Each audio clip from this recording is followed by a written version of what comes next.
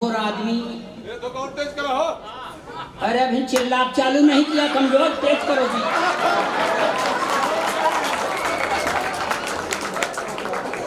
माधव प्रसाद जी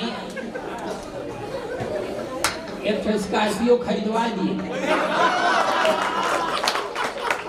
और टिकट दूसरे को मिल गए। अब बैंक को किस्त दे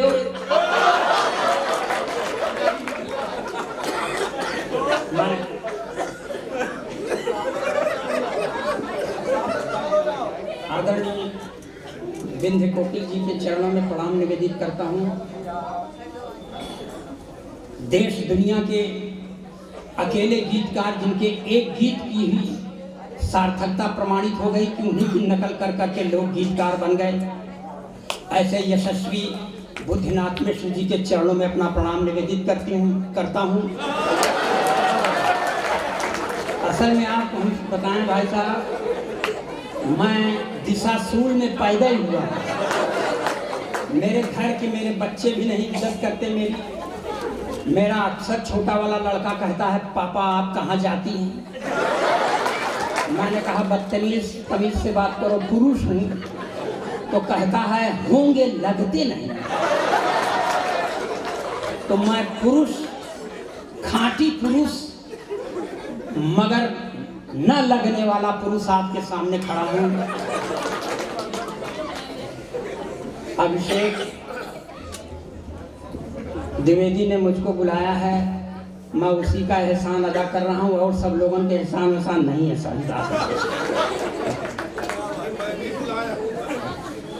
आपको बुलाए हैं तो आप भी ले जाओगे तो एहसान। आपको मैंने पता नहीं कौन जन्म का हमसे कसर निकाल रहे हो, पहले हमका लगा दिए। लड़कियां थी और थे और दहने बाएं ऊट पटांग कभी थे, सबको लगा दी।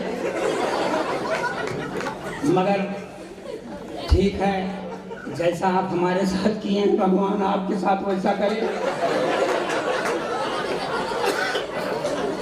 मैं जीर्ण शीर्ण देह यष्टिधारी गोलोकवासी ब्राह्मण अखिलेश द्विवेदी पुत्र अज्ञात। अब नहीं मालूम है तो नहीं मालूम। मैं हाई स्कूल में पढ़ रहा था बाबूजी, तो मेरे अध्यापक ने मुझसे कहा खड़े हो जाओ। मैं खड़ा हो गया। अध्यापक ने फिर पूछा तुम्हारा नाम? मैंने कहा अखिलेश द्विवेदी। अध्यापक ने फिर पूछ लिया तुम्हारे बाप का नाम? तो मैंने कहा नहीं मालूम। तो अध्यापक ने कहा जब तुमको अपने बाप का नाम नहीं मालूम तो तुम जिंदगी में कुछ नहीं कर सकते, जाओ मंचों पर कविता करो। तो आपसे कहता हूं कि कबीर की तरह जिसको अपने बाप का नाम नहीं मालूम वो असली कवि।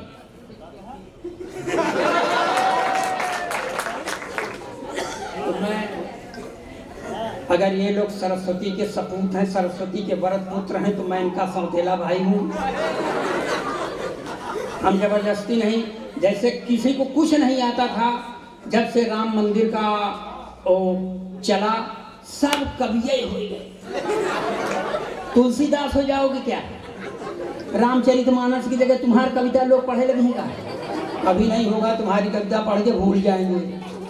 अब याद करे जाएंगे तुलसीदास, और तुलसीदास का मैं डायरेक्ट वंशफल हूँ। हाँ गुरु जी, वो भी क्या कहते हैं, कश्यप गोत्री, हम भी कश्यप गोत्री। वो भी परवा दुबे, हम भी परवा दुबे। और सरवा वगैरह नहीं, हम डायरेक्ट हैं। इसलिए अगर मैं अपने उस पूर्वज को प्रणाम करता हूँ, अब आप लोग थोड़ा सा मन लगाइए। मैं ओरिजिनल पोएट हूँ, गप मारे बड़े बहुत हैं।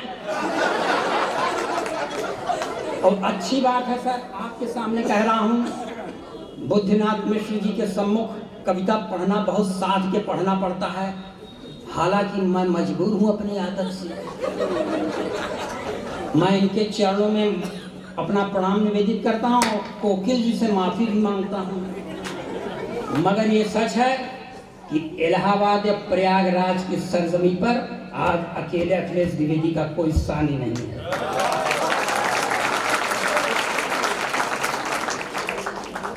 यहाँ यह चाय ले चला भगवान करे एक ट्रे गिर जाए, एक गोड़ हाथ जल जाए, हट जा।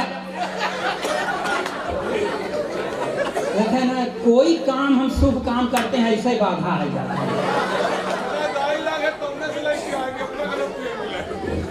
ये बीच में ना बोलो भाई साहब, द्विवेदी जी, बीच वालों से हमारा जीव भी आएगा। कोनो शुभ काम हुआ बीच वाले चले आए थे। अब बीच में कोई न बोले नहीं, ऐसा शराब दे दूंगा कि गोरखपुर में पैदा हो जाए। जब मैं खड़ा हूँ यहाँ से, गुरु जी यहाँ प्रथम पंक्ति में महिलाओं को बिठा लिए, और महिलाओं से हम दूर से श्रद्धा रखते हैं, बहुत निष्ठा नहीं रखते।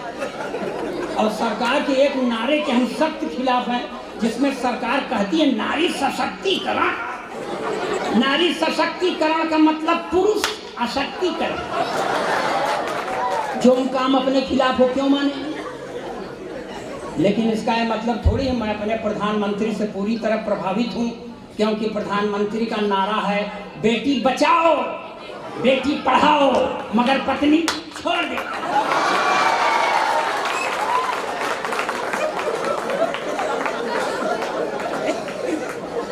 अब प्रधानमंत्री बनने के लिए द्विवेदी जी सब करना पड़ता है। इंदिरा जी ने अपना पति छोड़ा था, प्रधानमंत्री बन गई। इनके पास जो कुछ रहा ये छोड़ दिए, इनका प्रधानमंत्री बन गए। छोड़ तो हमहू दिए हैं,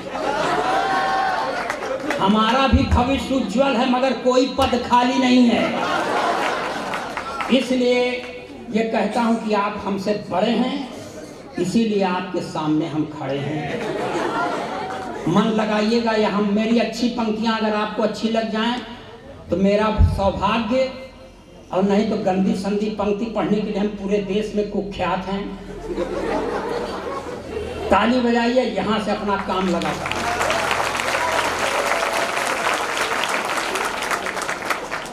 हर एक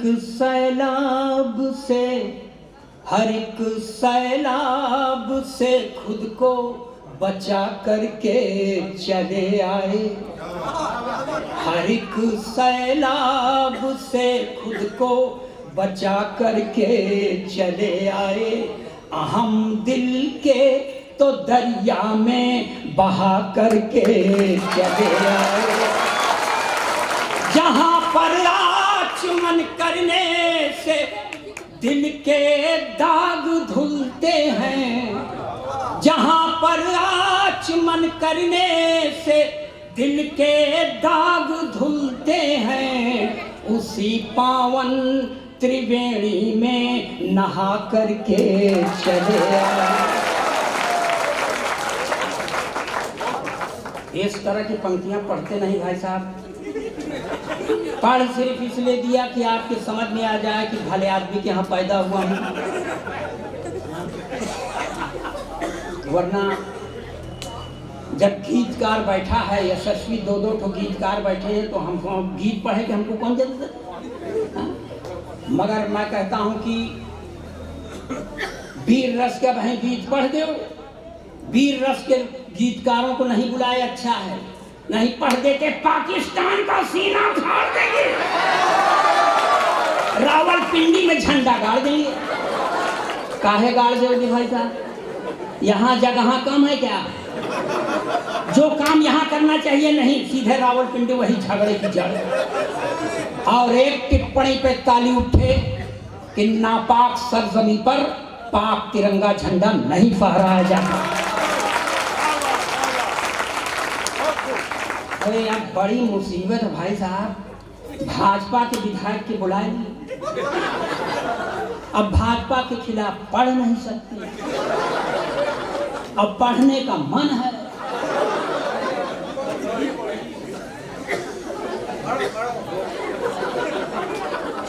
ये तो ठीक है, पढ़ा पढ़ा, बाद में हमको निपटाने लगेंगे तब आप नहीं आएंगे।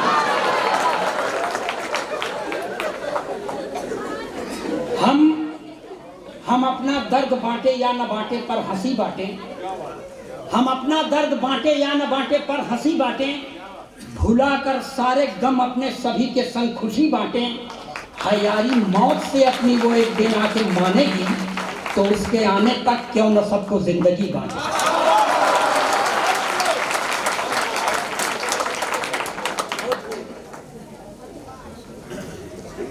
ये भी सिर्फ इसलिए पढ़ा कि आपके समझ में आ जाए कि पैदाइश अच्छे खानदान में हुआ है। अपना काम लगाता हूं, आप ताली बजाइए, यहाँ से खाना होता है। देखिए सर, एक कुछ दिन पहले एक ठो नेताजी थे, चुनाव के पहले इस दल में थे, ऐन चुनाव में उस दल में पहुंच गए। पूछा गया काहे,